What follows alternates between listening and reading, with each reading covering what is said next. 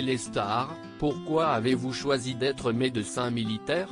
Commandant Jean-Baptiste, c'était le compromis parfait. En grandissant, je savais que je voulais être médecin. J'ai aussi toujours eu la vocation militaire. Mon grand-père était amiral. Devenir militaire me permettait de servir mon pays, même si, à la base, tout médecin sert son pays en prodiguant des soins à la population.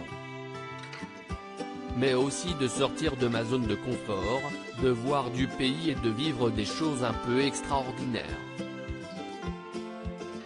Je peux associer la chirurgie de pointe et la chirurgie de guerre extrême. Je peux soigner les militaires qui risquent leur vie en zone de conflit. Ils sont rassurés de savoir qu'ils ont un système de soins au plus près d'eux quand ils sont au combat. Êtes-vous d'abord médecin ou militaire? Je suis d'abord médecin car je ne suis pas là pour faire la guerre. Mon rôle premier est de soigner les blessés. Je suis ensuite militaire mais je n'ai pas un rôle de combattant et on ne me demandera jamais d'aller attaquer quelqu'un. Cependant, au besoin, je dois savoir défendre ma vie et celle de mes confrères et camarades sur le terrain. Vivre dans un camp au Mali signifie aussi avoir un savoir-vivre militaire pour que la machine fonctionne très bien au quotidien et en cas d'attaque. Le côté militaire permet de maintenir un état de veille et d'organisation du camp optimal afin de faire face à toute situation. Vous soignez tout le monde, amis et ennemis. CIST le quotidien du médecin. Quand on m'amène un malade en France ou un blessé au Mali, je ne lui demande pas s'il a un casier judiciaire, ni si CIST une bonne personne ou non.